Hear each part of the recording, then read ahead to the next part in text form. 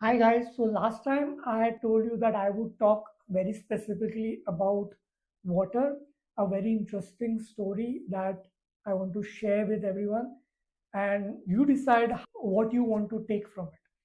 So, first to begin with, we know that our body is made of 70% of the water, and this body of ours is like the earth or the universe or the cosmos. And like earth, we have most of the things that are carried inside the body are dependent on water. So if water is so important for our body, then we have to make sure that we are drinking the right quantity of water, we are drinking the right quality of water, if you are drinking the right way water. Okay, so I will begin with water as, like, how important it is. So all your processes, everything is dependent on water. So the water is the most essential aspect of your body. So when you take water, don't gulp it down your throat. We have a habit, we are thirsty, we just take a glass, we just cut. Drinking, finish. We don't even observe it, we don't even accept it in our body. Okay, so when you take water, you have to actually feel the water entering in your body. You have to be one with that water because it governs the 70-75% of your body. Imagine how much that your brain activity, your heart activity, your blood, everything requires water. So it is like a guest that is entering your house. You cannot just open the door and run inside your room. You have to invite the guest. You have to make him sit. You have to be friendly with him. So when you take water, you have to hold it in your mouth. You have to feel that water, like, as if it's amrit or like elixir of life. When you take that water inside, you have to feel it going down the throat, sip by sip, little by little, not gulp it down, to feel. And once it goes inside the stomach, you have to make believe that that water is going to heal you, that water is going to clear all kind of waste from your body, that water is going to move along the skin of your body, it is going to make you glow. That is how you should drink water, not just take water and like sip it down and be done with it. You can drink 3 liters of water, but it will not have that same impact if, as if you are drinking it with that commitment, with that compassion towards it.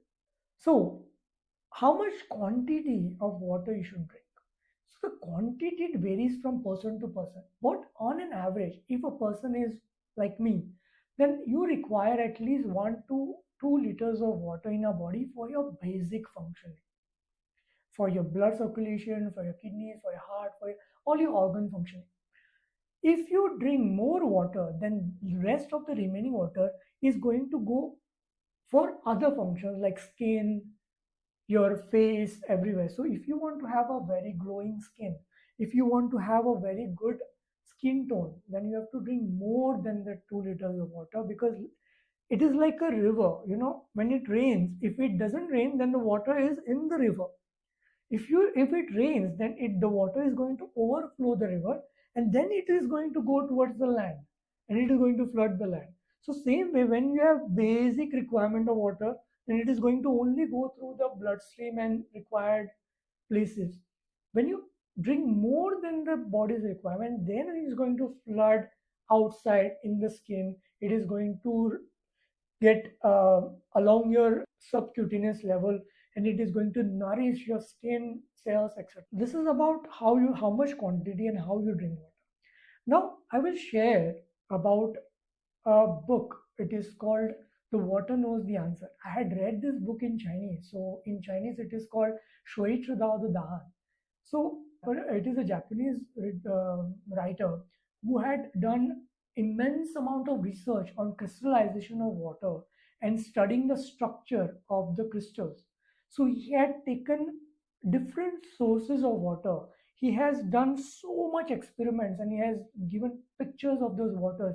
If it is taken from a natural source, it is coming from spring, it is coming from bottled water, it is coming from tap water, what are the crystallized structure of it, and you will find it amazing that Any natural source has a beautiful crystal, while all the artificial so-called mineral water, packaged drinking water, have such a distorted structure. Later, he made such an experiment that he gave the glass of water different music like rock music, violin, Mozart music, and he found that the structure of each water is different. The rock music water has a crystal of total destroyed ones, while the soft music, classical music has this structure so beautiful. Then he started doing more experiments where he put water in a glass jar and he started shouting bad things to it. He started yelling things to it.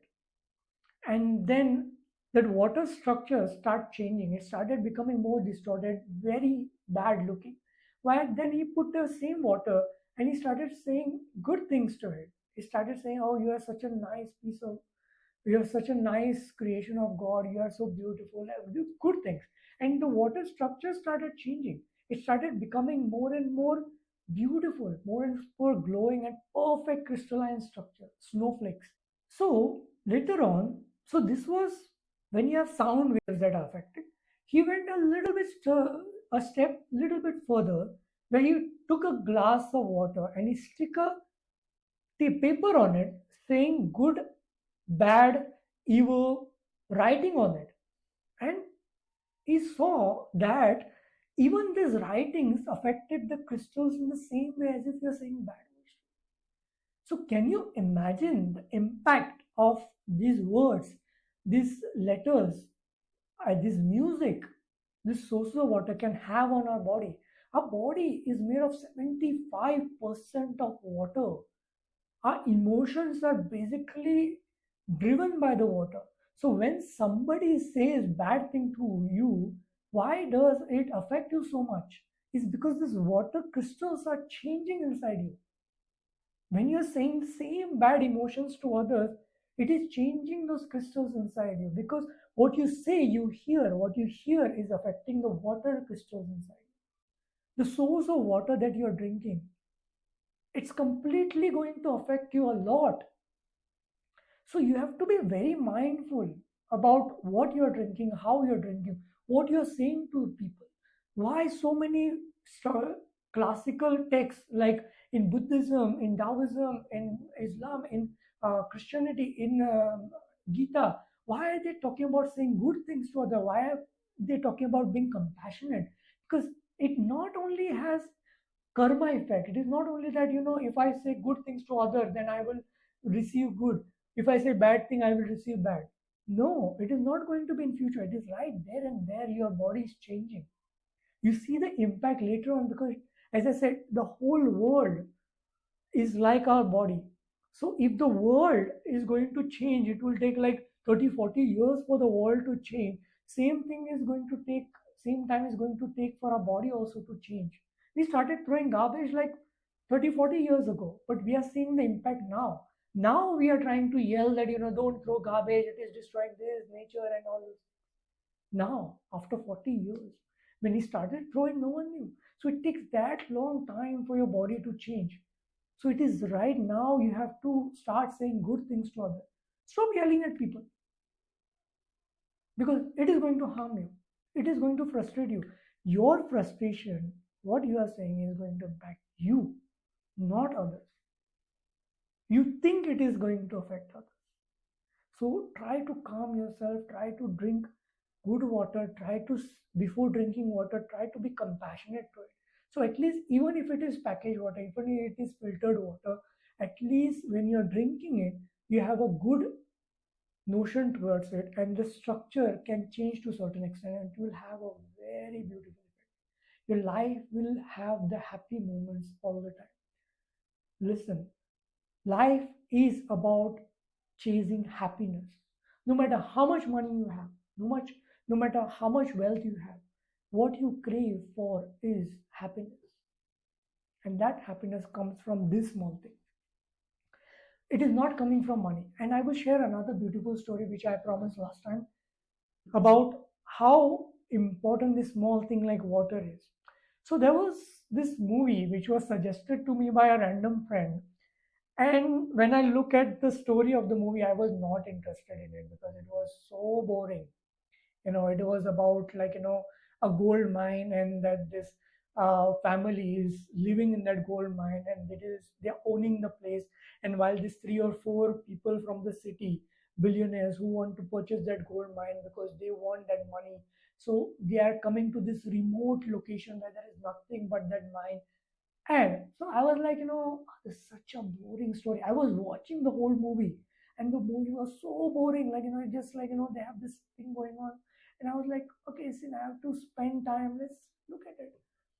As I go through that movie, the more and more things are happening.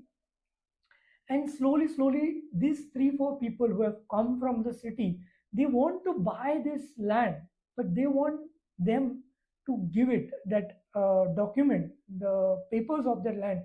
The landowner is not ready to give it to these people because it is his land. He has love towards it. He has connection towards it.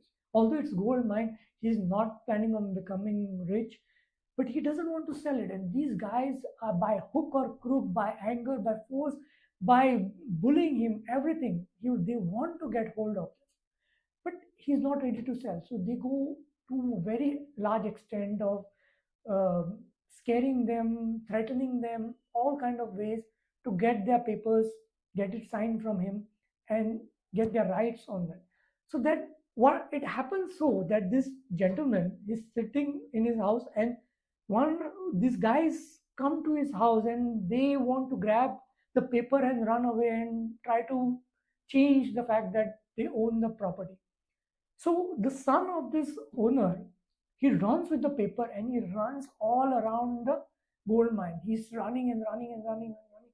And every parent one becomes so tired after running that finally he comes to the place where they start running, and his father is just sitting there on a table.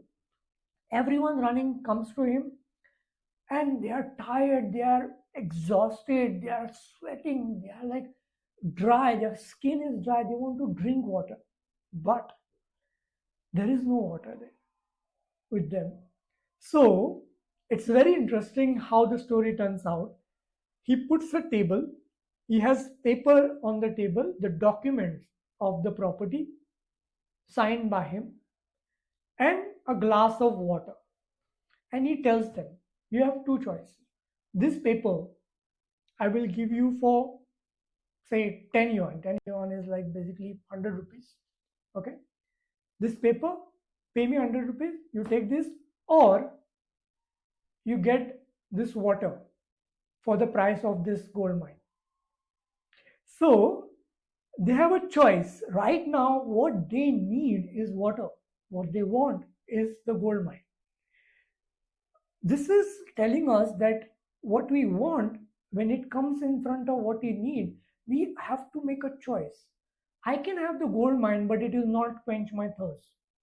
But right now, if I take this glass of water, then I would survive another day. So those people are actually fighting who is going to buy the glass of water, because they realize that that water, which costs nothing, is more important right now. So the price is decided by the need rather than the want. And he made it very clear to them. And they were fighting to pay any amount for getting that one glass of water. So, what does that tell you? Is this money that we are craving, that we are chasing after, all our wants, everything, is that important? Yes, for living life, you need money. For doing all the activity, everybody has different standard. Yes, but are you getting so much desire inside, so much wants that it is never enough? Or can you live with what you have? Can you be sufficed? Or do you have to keep on struggling in life, destroy this body?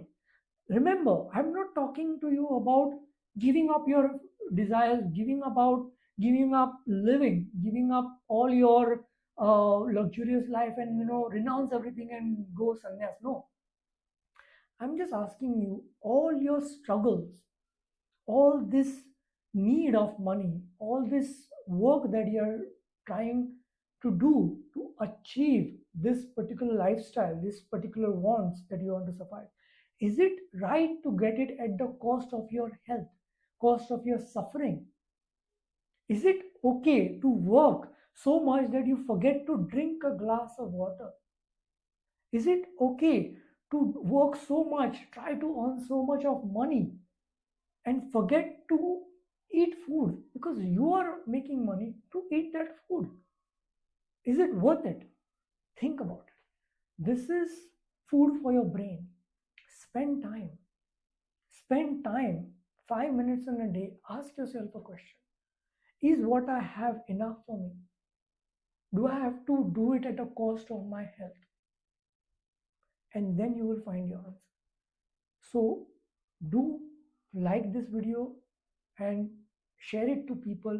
Let people know what they are doing wrong, what they are missing, how this Kali Yuga is destroying our lives. Share it to people.